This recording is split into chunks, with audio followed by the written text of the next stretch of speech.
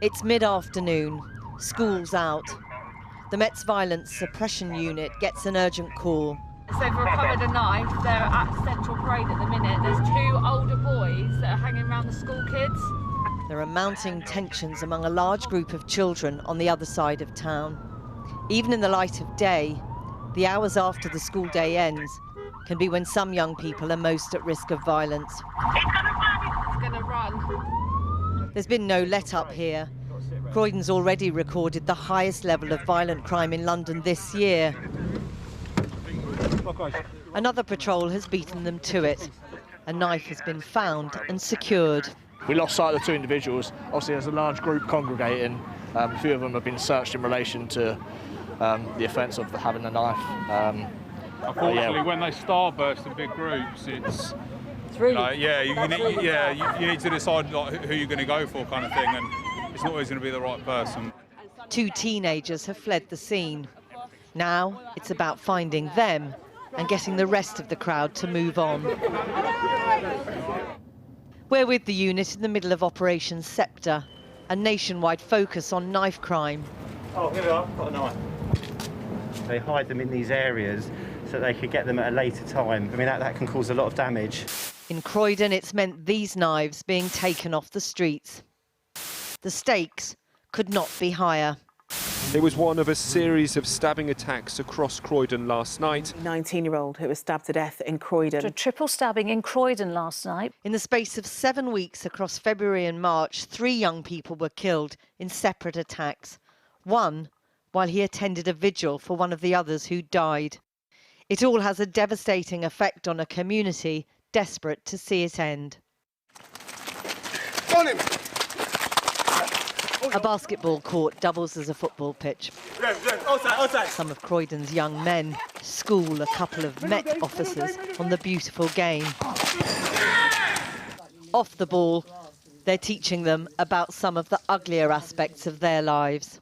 For me, it makes an individual anxious of going out in the street. Whenever they're going out, they're in fear of if I'm going to come back in without getting stabbed or getting chased or being robbed. And when you look in the papers and you see 14, 15, 16-year-olds dying, what do you feel? I just feel some type of hurt for the families, and just wish if it could stop. It's a familiar view. They feel underprotected, and Romario says with stop and search, often over-policed. When it's constant, you just kind of get used to it.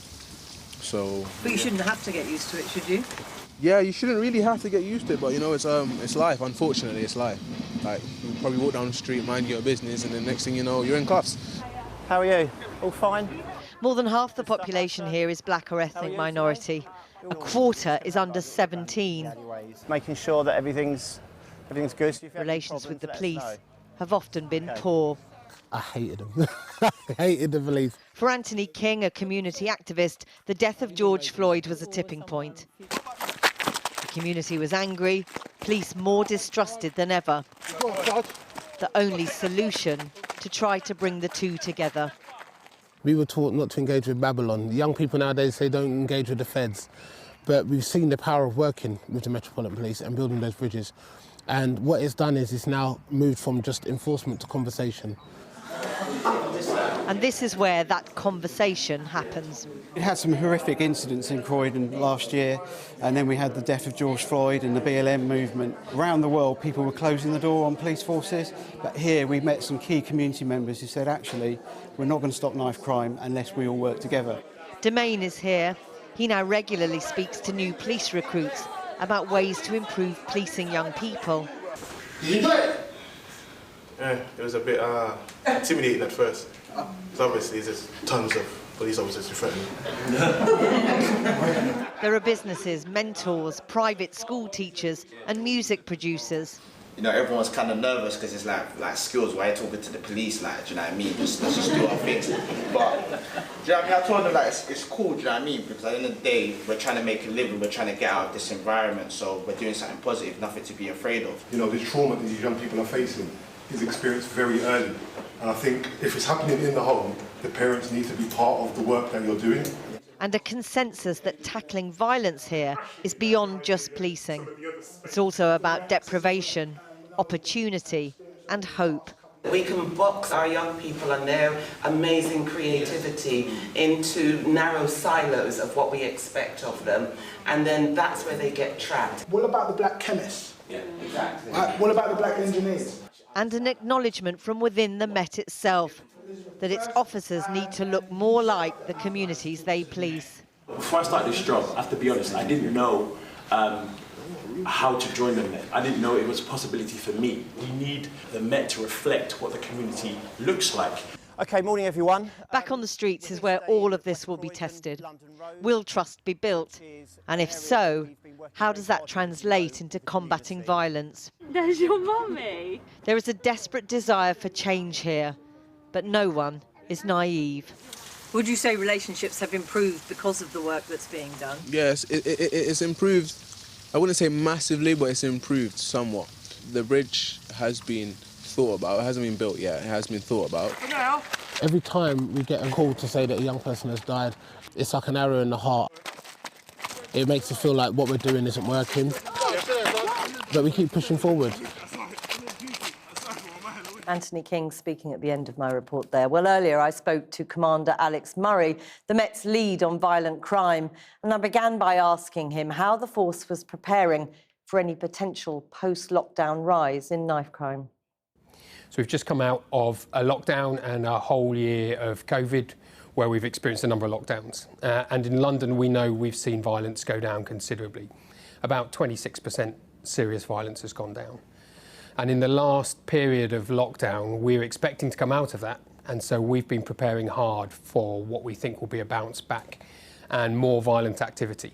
So we've been putting together plans. And during lockdown, we've been doing loads of work to try and suppress violence for now. Clearly, knife crime, street knife crime as it were, involves so many young people. Does the Met have a grip on it? Yeah, absolutely. Knife crime is really important in London. We've seen reductions in homicide over the last year, and we've seen reductions in guns and gun-related murder, but knives is where the danger is at. And people carry knives for a whole set of reasons, and you're right in relation to, I guess, what a criminologist would call the age crime curve. It's young people, and it's young, and it's not spread evenly. It focuses, and it's acute in some areas. And the data on carrying knives is really, really bad. You know, if you carry a knife, the chance of you using it and the chance of you being stabbed exponentially increases. Young black men, particularly, feel disproportionately, they are disproportionately policed by stop and search. How convinced are you that that is still a tool that the Met are using properly? Well, I need, if I'm stopping you, reasonable grounds to suspect that you're carrying a prohibited item, like a knife or a gun or drugs. Getting stopped and searched for doing nothing as you walk along the street should not be happening. But it does happen. Yeah, and we are an organisation of 40,000 people, and we get things wrong. And I can tell you we're committed to improving it. So we've got a professional standards department that looks at complaints from stop and search, huge amounts of learning every day, advice given, misconduct taken. But the vast majority of officers out there engaged in stop and search in small areas to reduce violence are doing it every day and are doing it legally and fairly. Each agency must work together to do what they are best at. And so police are very good at enforcement and bringing offenders to justice and getting justice for victims. But we're not very good at tackling poverty. We're not very good at family therapy.